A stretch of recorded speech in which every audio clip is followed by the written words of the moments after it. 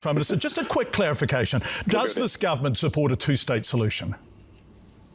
Absolutely, and our decision remains unchanged. It's when, not if, and we definitely support a two-state. It's when, not if, just not when now. That's the thing you forget. Just the when is not now, but it will be when, just not now. State solution. We just don't think now is the right time for state recognition. Yeah. In order to have a two-state solution, though, you do have to have two states, don't you? Yeah. Yeah, you do, and you've actually got to be able to recognise a state. And then our major issue, a major challenge as we reassessed our position was that when you... I mean, sorry to say it again, but the word gaslighting is coming to mind again about this. You know, yes, we need two-state solutions. Well, let's do two states. No. But we will, but not now. We need two states. Yes, let's do two states then. No, you know, it is a version of that same thing again. Got Hamas in charge of large parts of Palestine as the de facto government, and they're a brutal terrorist organisation. We need to see the removal of Hamas. We also need to see more capacity building with the Palestinian Authority, and we continue to support the Palestinian Authority. In fact, we want to make sure that they've got good governance, good institutions. They're planning to run elections. We want to continue to support that. And so, you would have seen New Zealand, for example, sign up with the French and the Saudi Arabia statement. We'll continue to do that. We continue to advance the two-state solution. We just don't think state recognition is necessary right now. I want you to talk me through the process, because you were given two options. One was the option we went with, which was essentially a continuation of New Zealand's current approach. That's what Winston Peters announced on Saturday morning. But the second option, it seems to me, and I have the cabinet paper, addresses exactly the concerns, explicitly addresses exactly the concerns you just raised. And I'm going to read part of it out. Recognition of Palestine with conditions, including making clear that New Zealand's engagement with the government of Palestine, i.e. the Palestinian Authority, would continue to be conditioned on the exclusion of Hamas from present and future Palestinian government. So they could have recognised Palestine, which would hopefully give some support to the Palestinians and the people living in Gaza, but exclude Gaza from the conversation. It's part of the advice they could have done.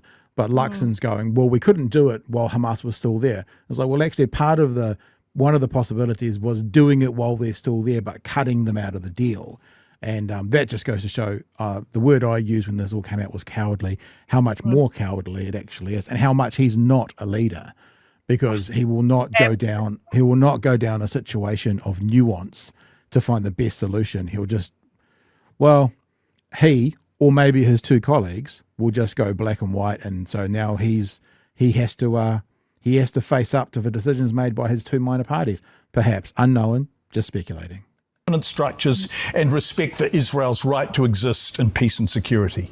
In other words, option two offered you all the things you just said New Zealand wanted.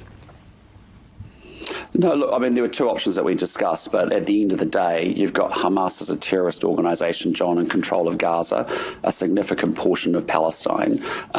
So if you didn't miss that, Whānau, that was Luxon completely ignoring everything that John Campbell just said and going back to his original talking point. That was actually a pretty good sleight of hand magic trick.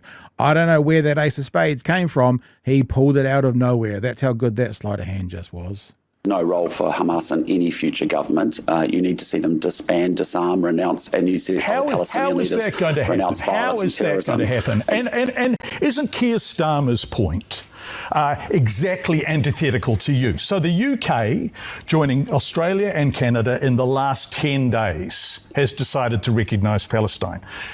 3 of our 4 Five Eyes mates have decided to recognise Palestine. Keir Starmer's justification for it, 180 degrees different from yours. It was, and I quote, "In the face of the growing horror in the Middle East, we are acting to keep alive the possibility of peace and a two-state solution." Is he wrong?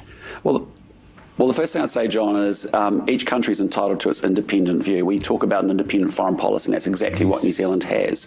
We have friends that have recently recognised Palestine, UK, France, Canada. We've also got friends that haven't recognised Palestine. Think about many countries in Western Europe and throughout Southeast Asia as well. So, countries will make their own determination about that. You used the word many, Prime Minister. 157 of the 193 UN states have recognised Palestine. You don't have many on your side, do you? John, 150 of them were recognised years ago. So it's only in recent... Don't think that's the win you think it is, Mr. Luxon. So what you're saying is some people recognized it a decade ago and we didn't. I don't think that's the win you think it is. We're going to give this another minute or so, then we'll pull out of it. I don't have an exact time period, although I wouldn't mind finishing it because when John wrapped up with him, it was pretty brutal at the end. Times over the last 3 or 4 months, we've seen some others recognise. We've equally seen other countries say they're not recognising. But irrespective of whether you do state recognition or not, the main event is that we actually need to resolve that conflict in the Middle East. And how will that happen? How will that happen?